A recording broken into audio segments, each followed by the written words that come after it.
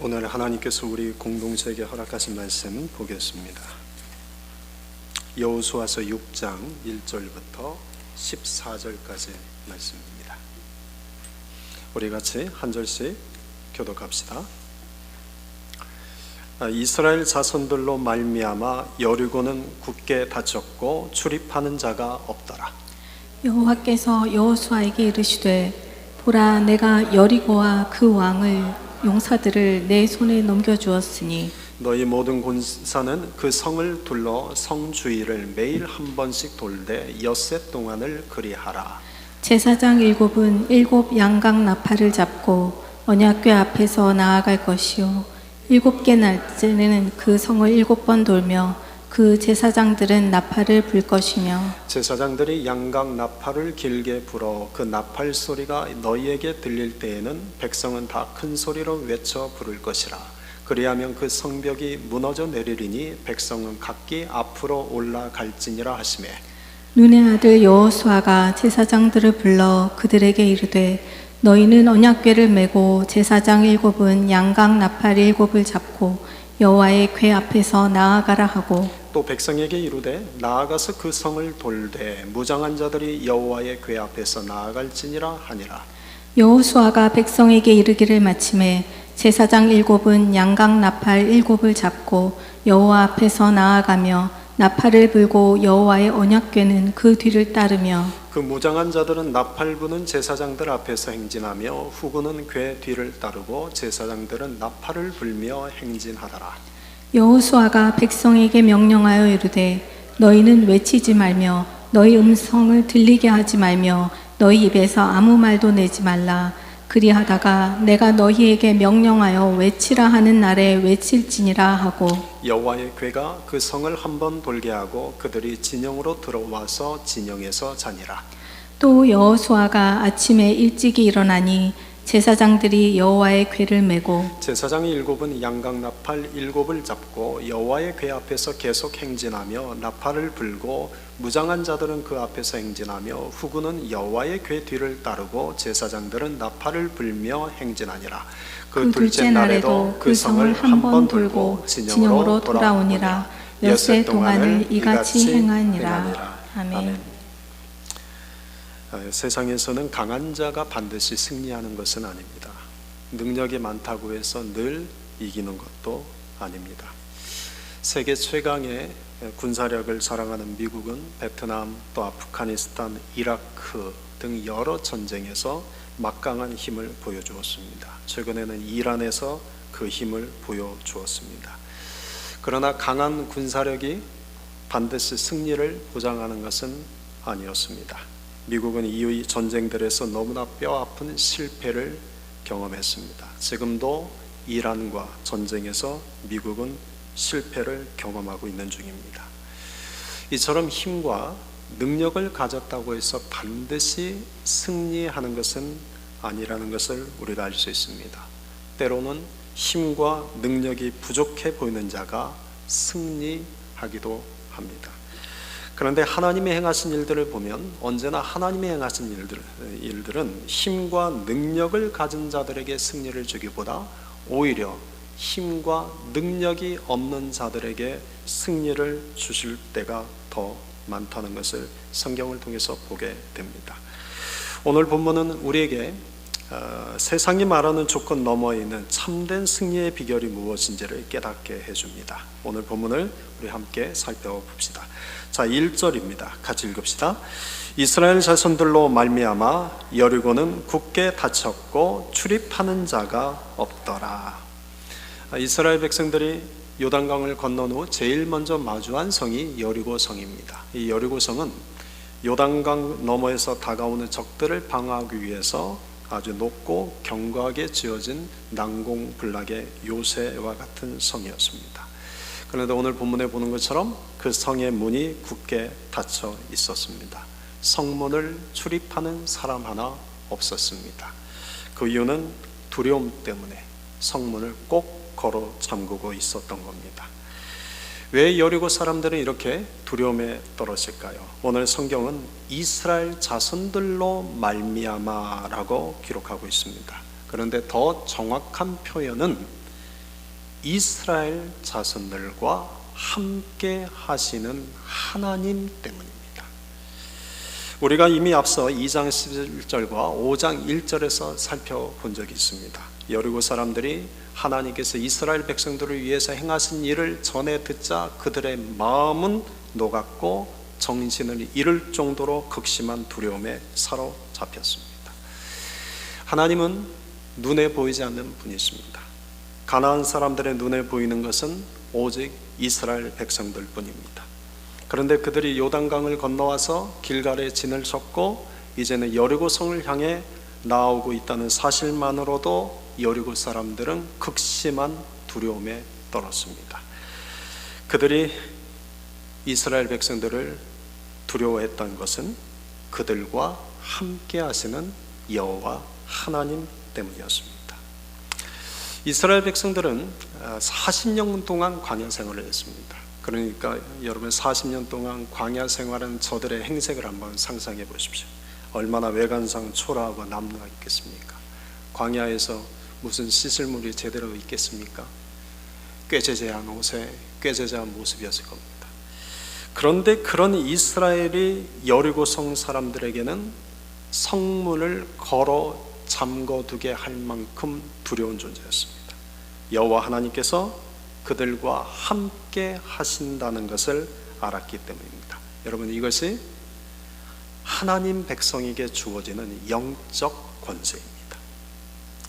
인간적으로 보면 보잘것없습니다. 꾀죄죄합니다. 인간적으로 보면 그냥 내세울 것 하나 없는 무리에 불과합니다. 그런데 하나님이 함께 하실 때 그들은 세상이 감당할 수 없는 영적 권세를 누립니다. 영적 권세는 하나님이 함께 하실 때 주어지는 은혜이자 능력입니다.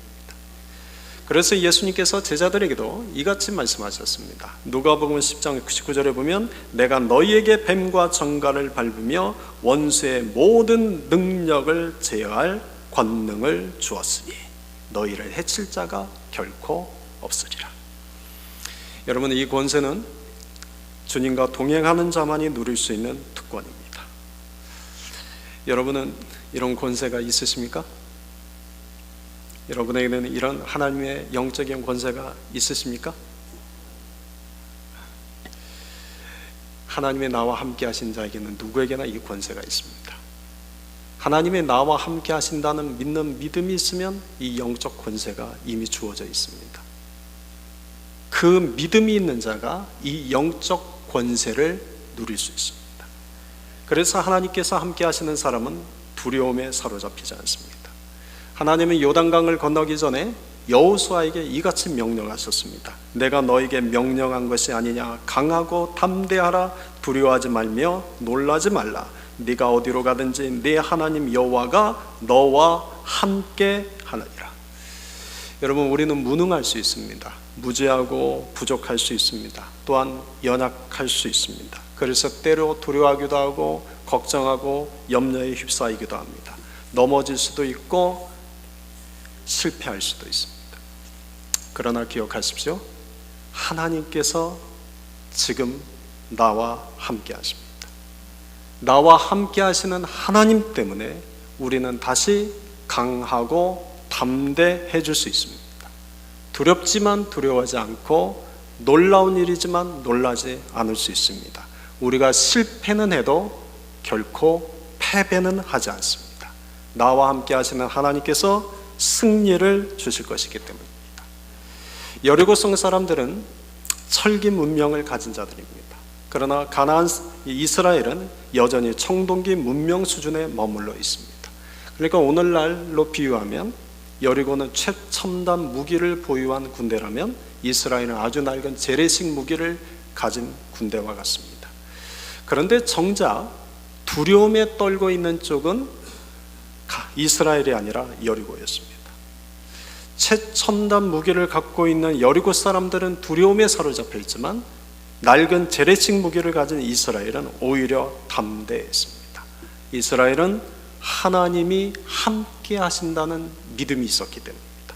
그리고 그 하나님이 결국 우리를 승리케 하실 것이라는 확신이 있었기 때문입니다. 여러분, 그 믿음이 그들을 강하게 하고 담대케 하신 것입니다. 여러분, 하나님이 나와 함께 하신다는 믿음, 그리고 하나님이 내 인생에 결국 승리를 주실 것이라는 믿음, 여러분, 이 믿음을 가진 자가 마음에 거룩한 자존감을 가진 자입니다. 여러분, 우리는 무능하죠. 우리는 무지하죠. 우리는 가진 것도 없고 내세울 배경도 없습니다. 그렇지만 우리에게는 하나님이 계십니다. 그리고 하나님은 언제나 우리에게 인생에서 때로 내가 패배는 하지만, 아니 실패는 하지만, 하나님은 결코 우리를 패배하도록 내버려 두지 않습니다. 그래서 인생의 최후 승리는 결국 우리에게 주십니다. 이것을 믿게 될 때 내 마음에 거룩한 자존감을 갖게 됩니다. 여리고 성문은 굳게 닫혀 있습니다. 개미 한 마리조차 얼씬하지 못할 정도였습니다. 그때 이제 하나님께서 여호수아에게 다음과 같은 말씀을 하십니다. 자, 본문 2절입니다. 같이 읽읍시다. 여호와께서 여호수아에게 이르시되 보라, 내가 여리고와 그 왕과 용사들을 내 손에 넘겨 주었으니. 여기서 넘겨 주었다라는 이 단어를 주목해 봅시다. 성경에서 이 넘겨주다라는 이 단어는 제사와 관련해서 사용되는 단어입니다. 예를 들면 제사 드리는 사람이 희생 제물을 하나님께 바치기 위해서 제사장들에게 넘겨줄 때, 제사장들에게 건네줄 때 사용하는 표현이 바로 이 넘겨주다라는 표현입니다. 예수님께서도 제자들에게 이렇게 말씀하셨습니다. 인자가 사람들의 손에 넘겨지리라. 이것은 예수님께서 온 인류를 위한 희생 제물로 하나님께 드려졌다라는 그런 뜻입니다.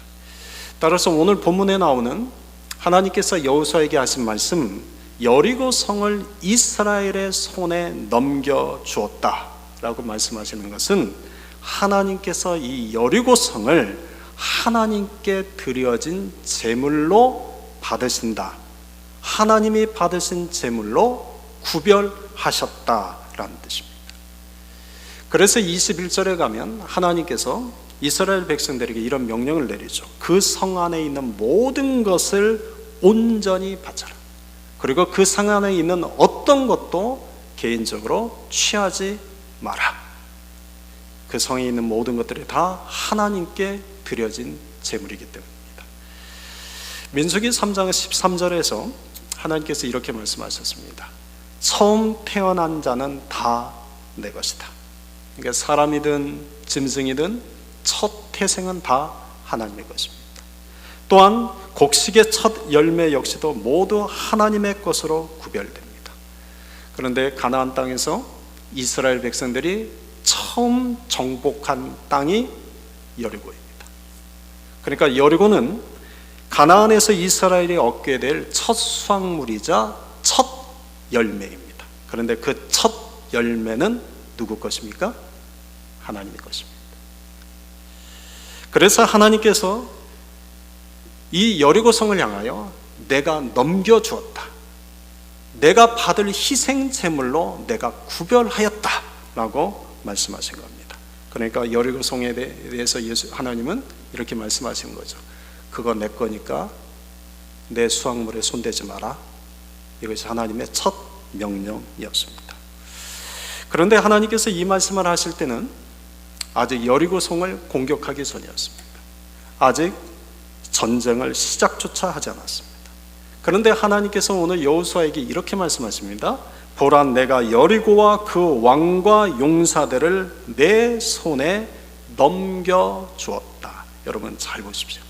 넘겨주었다는 이 표현이 내가 넘겨줄 것이다 라고 미래형으로 말씀하지 않고 내가 넘겨주었다 라고 완료형으로 말씀하고 계십니다. 여러분, 여기에 하나님의 일하시는 방식이 있습니다. 여러분, 하나님이 어떻게 일하시는가, 하나님께서 어떻게 이 세상에서 우리 삶 속에 역사하시는가, 하나님의 방식이 있습니다. 첫째, 하나님은 먼저 하늘에서 그분의 뜻을 확정하십니다. 하나님은 먼저 하늘에서 그분의 뜻을 정하십니다. 그리고 둘째, 그 정하신 뜻을 이 땅에 말씀으로 선포하십니다. 그리고 셋째, 선포된 그 말씀대로 이 땅에 이루십니다. 그러니까 하나님께서 우리에게 하신 말씀을 듣는다는 것은 그저 이야기를 듣는 것이 아니라 하늘에서 이루어진 하나님의 뜻을 듣는다는 것입니다. 하늘에서 이루어진 하나님의 뜻이 우리 안에 선포될 때, 우리가 그 선포된 말씀을 믿고 나아갈 때 그 말씀이 이 땅에 이루어집니다. 이것이 하나님이 일하시는 방식입니다. 그래서 예수님은 우리에게 이렇게 기도하라고 가르쳐 주셨습니다. 하늘에서 뜻이 이루어진 것 같이 땅에서도 이루어지이다.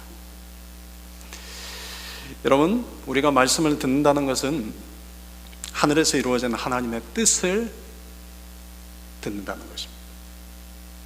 그 하나님의 뜻이 이 땅 가운데 이루어지는 것입니다.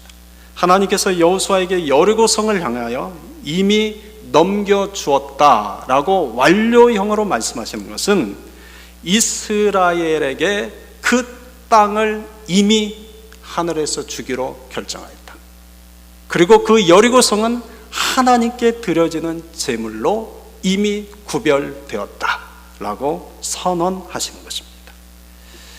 우리가 성경을 읽다 보면 이처럼 주었다 또는 이겼다 또는 넘겨주었다 와 같은 완료형으로 하시는 말씀들을 자주 보게 됩니다. 현실에서는 아직 이루어진 것이 아닙니다. 그러나 하늘에서는 이미 하나님의 뜻이 이루어졌습니다.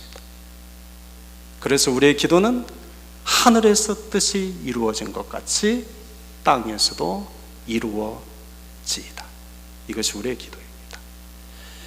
예수님께서도 십자가를 지시기 전 제자들에게 이렇게 말씀하셨습니다. 요한복음 16장 33절에 보면 이것을 너희에게 이름은 너희로 내 안에서 평안을 누리게 하려 함이라. 세상에서는 내가 환난을 당하나 담대하라. 내가 세상을 이기었노라 하시니라. 여러분, 이때 아직 예수님이 십자가에 달리시기 전이죠. 이때 아직 예수님이 부활의 승리를 경험하기 전이죠. 그런데도 예수님은 내가 세상을 이길 것이다 라고 미래형으로 말씀하시지 않고 내가 세상을 이기었다 라고 완료형으로 말씀하십니다. 이미 하늘에서 십자가 승리에 대한 하나님의 뜻이 확정되었기 때문입니다. 그래서 여러분, 믿음은 선포입니다. 우리가 믿는다는 것은 하늘에서 이루어진 하나님의 뜻이 나의 삶 가운데 이 땅에서 이루어질 것을 선포하는 것입니다. 하나님 그 뜻대로 될 것을 믿습니다. 선포하는 것입니다. 하늘에서 이루어진 하나님의 뜻은 결코 실패하지 않습니다. 반드시 이루어집니다. 하나님께서 정하신 뜻 가운데 이루어지지 않는 것은 단 하나도 없습니다. 하나님은 정하신 뜻대로 일을 행하시는 여호와, 그것을 만들며 성취하시는 여호와이시기 때문입니다. 그런데 여러분, 기억해야 할 것이 하나 있습니다. 여러분, 하나님의 뜻이 하늘에서 이루어졌다고 해서 곧장 이 땅에서 이루어지는 것이 아닙니다. 하늘에서 분명 하나님의 뜻은 이미 정해졌는데 이 땅에서 곧장 이루어지지 않습니다. 때로는 긴 기다림의 시간이 필요합니다. 그리고 그 기다림의 시간 속에서 하나님이 우리에게 요구하시는 것이 있습니다. 믿음과 순종입니다. 하나님은 하늘에서 이루어진 뜻을 우리가 믿음으로 굳게 잡고 묵묵히 말씀에 순종하며 걸어가는 자들에게 이 땅에 그 뜻을 이루십니다. 내 삶 가운데 왜 하나님의 뜻은 이루어지지 않을까? 내 삶 가운데 왜 하나님의 말씀이 이루어지지 않을까? 여러분, 하나님이 나를 사랑하지 않아서가 아닙니다. 나를 향한 하나님의 뜻이 하늘에서 정해지지 않아서가 아닙니다. 하나님이 우리에게 요구하시는 믿음과 순종의 걸음을 온전히 내지지 않기 때문입니다. 그 내용이 오늘 우리가 읽은 이 본문의 이야기입니다. 여리고성을 이스라엘에게 넘겨주겠다는 하나님의 뜻은 이미 하늘에서 정해졌습니다. 이루어졌습니다. 그래서 하나님께서 여호수아에게 완료형으로 말씀합니다. 내가 여리고와 그 왕과 용사들을 내 손에 넘겨주었다. 그리고 이제 도저히 이해할 수 없는 명령을 또 내리십니다. 여러분, 하나님이 우리에게 일하시는 내용들을 성경을 통해 이렇게 보다 보면 하나님은 참 우리가 감당할 수 없는 이 말씀들을 참 많이 하신다. 하나님 참고 이렇게까지 하셔야 되나? 하는 내용들이 있습니다. 근데 이건 어디까지나 우리의 연약한 생각들이죠. 우리의 연약한 인간들의 생각입니다. 하나님은 다 그 안에도 뜻이 있습니다. 오늘 그 3절까지 5절의 말씀입니다.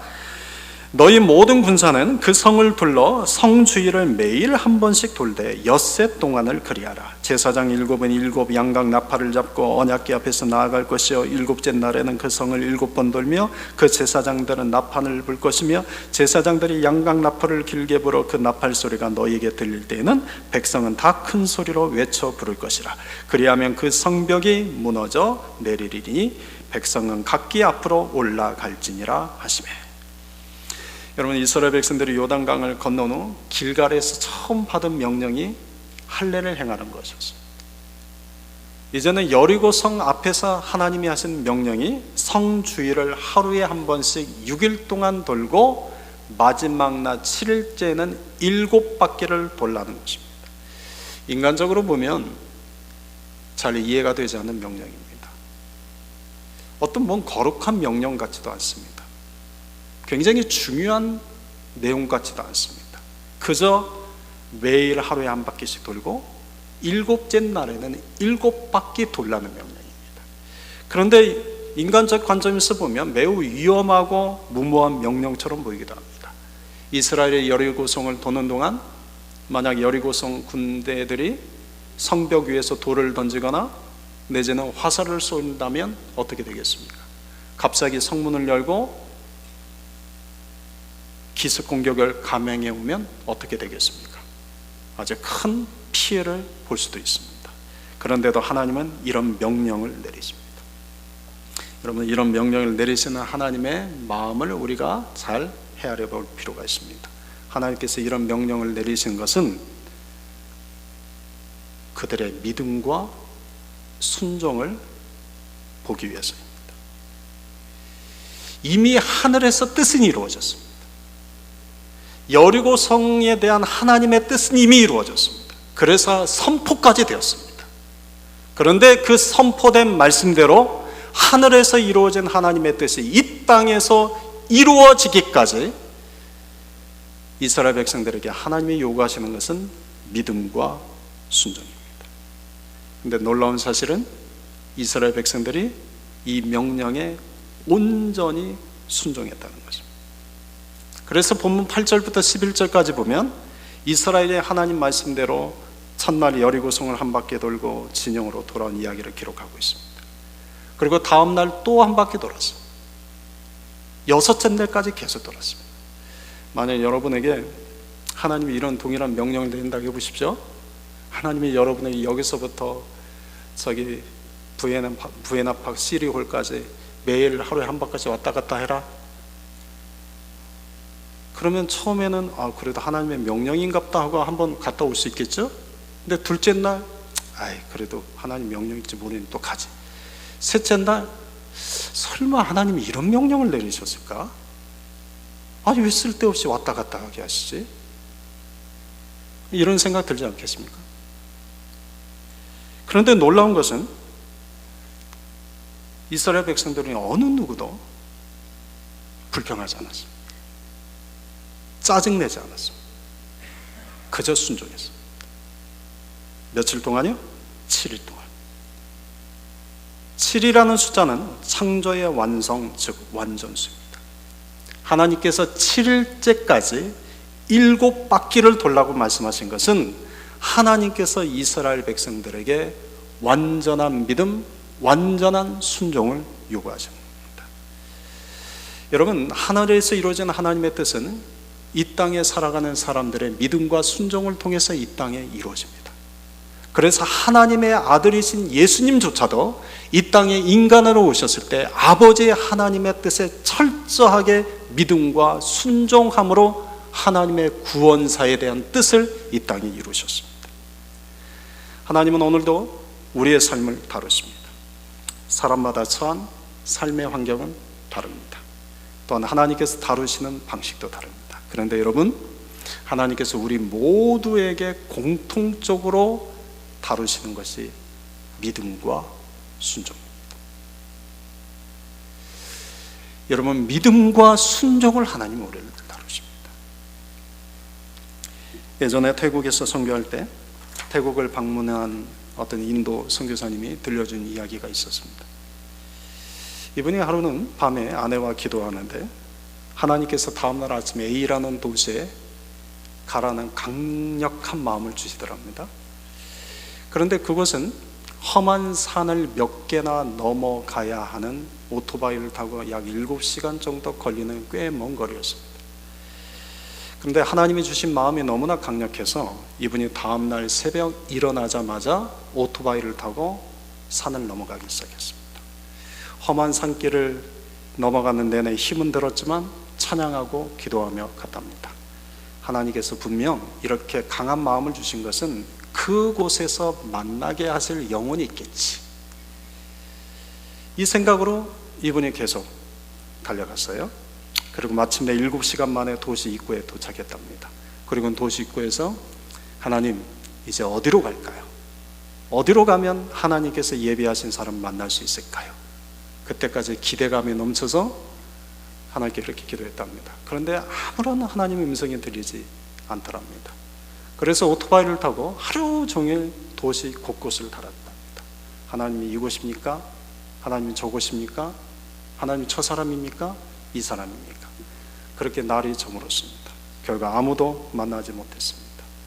그리고 이분이 다시 오토바이를 타고 깊은 밤 험한 산을 넘어 집으로 돌아왔습니다. 그런데 돌아오는 길은 더 험해서 9시간이 걸렸습니다.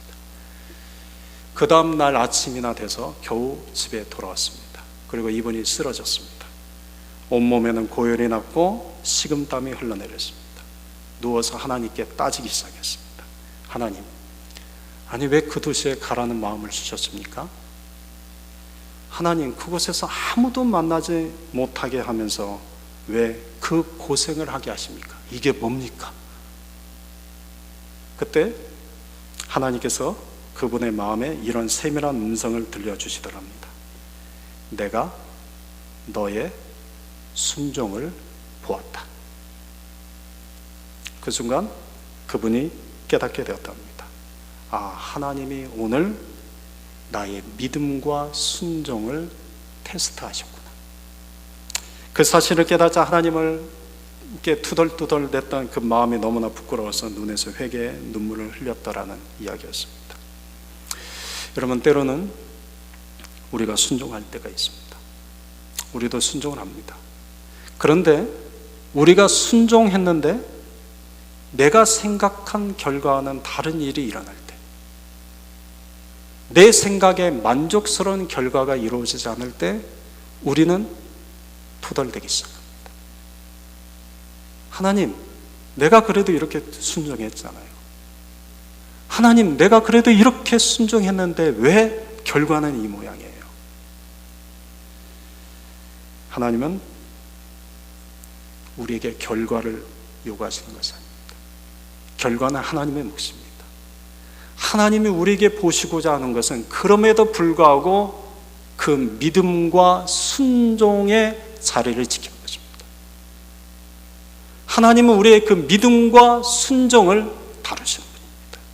그런데 그건 한 번으로 끝나지 않습니다. 반복적으로 끝났습니다.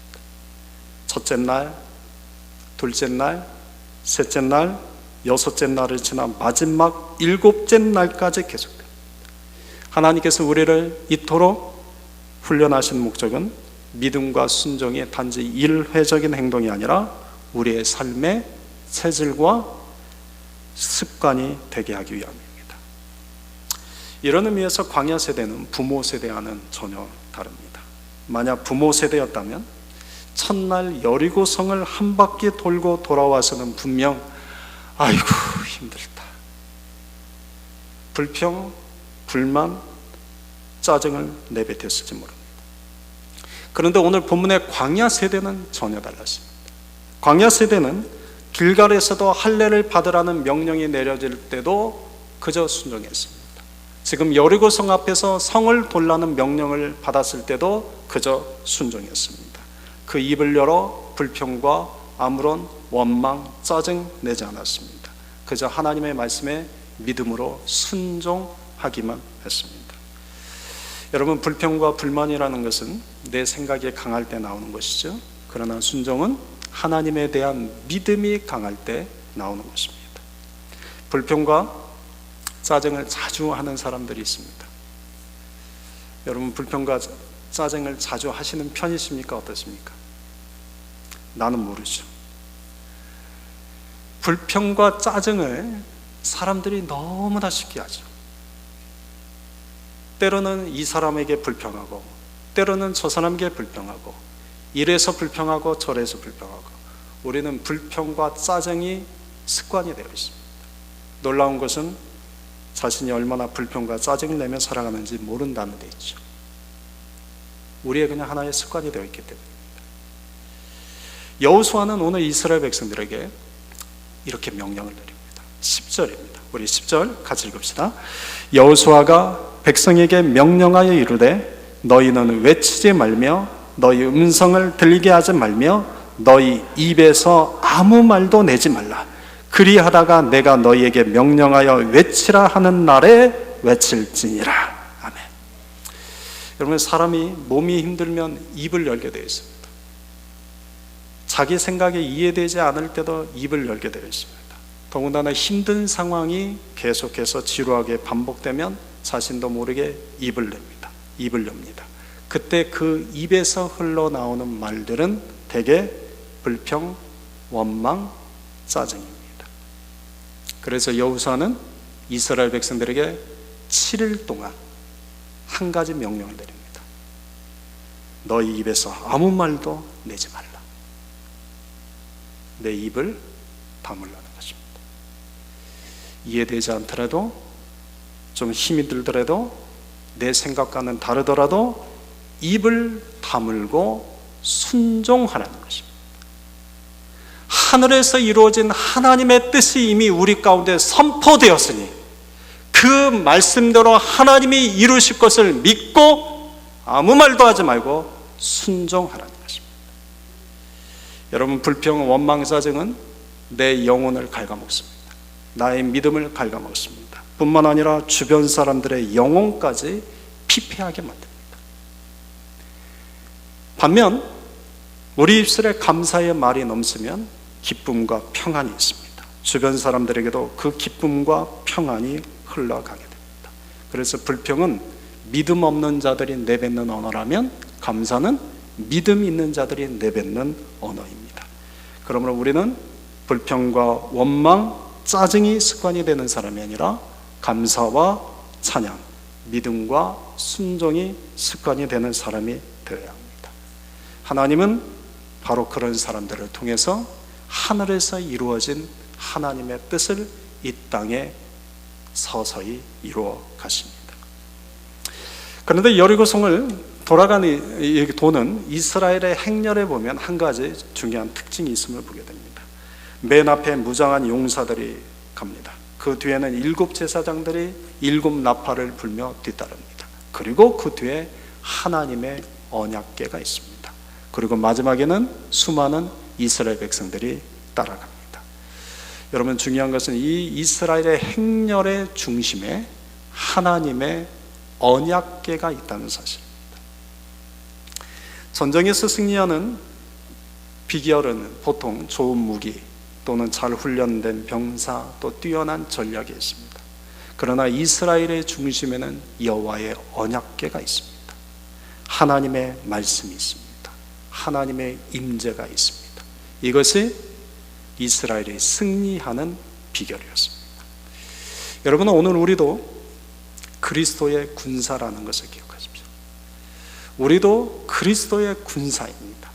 디모데 후서 2장 3절에서 말씀합니다. 너는 그리스도 예수의 좋은 병사로 나와 함께 고난을 받으라. 우리는 그리스도 예수의 좋은 병사들이 되어야 합니다. 그런데 아주 좋은 병사는 아닐지 모릅니다. 그러나 소망이 있는 것은 하나님께서 우리를 그리스도와 함께하는 그리스도의 좋은 병사로 우리를 지금도 훈련하고 계신다는 사실입니다. 우리가 살아가는 삶의 현장은 치열한 영적 전쟁터입니다. 그 영적 싸움에서 우리가 승리할 수 있는 비결은 하나님 말씀을 중심에 두고 우리가 그 말씀을 믿음으로 순종의 걸음을 내디는 것입니다. 그럴 때 하나님께서 우리를 위해 친히 싸우십니다. 그럴 때 하나님께서 우리에게 하늘에서 이루어진 주님의 뜻을 이루어 주십니다. 여러분, 이스라엘은 첫날 겨우 한 바퀴 돌았습니다. 아직 6날이 더 남아 있습니다. 그리고 마지막 7일째 되는 날에는 7바퀴를 더 돌아야 합니다. 여러분은 오늘 여러분의 앞을 가로막고 있는 여리고성과 같은 문제가 있습니까? 우리 삶을 가로막고 있는 여리고성과 같은 문제는 무엇입니까? 그런데 그 여리고성 앞에서 여러분은 지금 몇 바퀴째 돌고 있습니까? 어떤 분은 아직 첫 바퀴도 시작도 하지 않은 사람 있을 수 있습니다. 어떤 분은 이제 겨우 하루 돌았을 수도 있습니다. 어떤 분은 6째 날까지 묵묵히 잘 걸어왔을지도 모릅니다. 중요한 것은 마지막 날 마지막 바퀴까지 믿음과 순종으로 도는 것입니다. 여러분, 여리고성은 중간에 포기한 사람 앞에서는 절대 무너지지 않습니다. 이스라엘 백성들이 6일째까지 잘 돌았습니다. 마지막 7째 날이 되었습니다. 6바퀴를 돌았습니다. 이제 한 바퀴만 남았습니다. 그런데도 아무리 봐도 여리고성이 무너질 기미가 보이지 않습니다. 그러니까 걷던 사람들이 불평하기 시작합니다. 아이고, 무너지지도 않네. 무너질 틈도 보이지 않네. 그럼 어떻게 되었을까요? 어떻게 되었을까요? 안 무너지죠. 그러면 어떻게 해야 할까요? 다시 처음부터. 우리 인생이 그렇습니다. 우리가 돌아야 할 날이 있습니다. 우리가 돌아야 할 바퀴가 있습니다. 이제 하루 돌았습니다. 그런데도 입을 열어 견디지 못합니다. 불평과 원망을 합니다. 6일까지 돌았습니다. 하루만 더 돌면 됩니다. 그런데 또 입을 열어 불평과 원망을 합니다. 7일째 6바퀴 돌았습니다. 이제 한 바퀴만 더 돌면 됩니다. 그런데 입을 열어 불평과 원망을 합니다. 여러분, 그렇다면 결코 내 앞에 놓여져 있는 여리고성은 무너지지 않습니다. 우리가 입을 열 때가 있습니다. 입을 열 때가 있습니다. 오늘 여호수아는 말하죠. 입을 다물어라. 그러나 내가 너에게 외치라고 말할 때 그때 외쳐라. 입을 다물어야 할 때가 있고 입을 열 때가 있습니다. 하나님 앞에서 하나님의 말씀을 선포하고 하나님 앞에서 하나님을 찬양하고 하나님 앞에서 하나님을 경배할 때는 여러분 입을 여셔야 됩니다. 그때는 목청껏 외치셔도 됩니다. 그러나 여리고성을 돌 때는 입을 다무셔야 됩니다. 그런데 우리는 반대입니다. 아니, 우리가 아니라 사람들이 그렇습니다. 사람들은 반대입니다. 입을 열어야 할 때는 입을 열지 않고 입을 다물어야 할 때 입을 열고 있습니다. 그래서 옛날 어른들이 이런 말을 했죠. 그 입이 방정이라고. 그 입이 참 방정이라고. 여러분은 은혜를 입으로 까먹지 마십시다. 사랑하는 성도 여러분, 여리고성은 첫날 무너지지 않았습니다. 둘째 날도 셋째 날도 무너지지 않았습니다. 6째 날도 무너지지 않았습니다. 하나님께서 정하신 약속하신 날 약속하신 때가 되자 단 한순간에 무너졌습니다. 중요한 것은 성이 언제 무너지느냐가 아닙니다. 내가 마지막 날 마지막 바퀴까지 하나님의 말씀을 믿음으로 순종의 걸음을 내딛는 것입니다. 사랑하는 성도 여러분, 우리 모두 다 여리고성이 무너질 때까지 입을 다물고 하나님의 말씀을 우리 삶의 중심에 두고 믿음과 순종의 걸음을 내딛는 자들이 됩시다. 여리고성 앞에서 그때 외치라 할 때 우리 힘껏 외치는 자들이 됩시다. 아멘.